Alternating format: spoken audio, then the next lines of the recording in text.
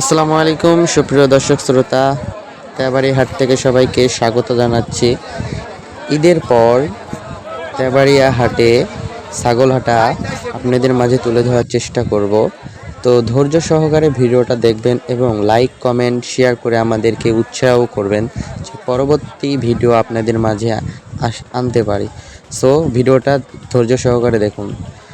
তেবাড়িয়া হাটে ছাগল হাটা, এখানে নানান শ্রেণীর মানুষ দূর দূরান্ত থেকে ছাগল নিয়ে আসে, যেমন তোতা বরকি, তারপর খাসি, পাটি ইত্যাদি নানান রকমের, আমার জানা নেই অত নাম। তো দেখতে পাচ্ছেন সে এক চাচা ব্যবসায়ী, সে তার ছাগল আমাদেরকে দেখাচ্ছে, তার কাছে কেমন কেমন ছাগল আছে।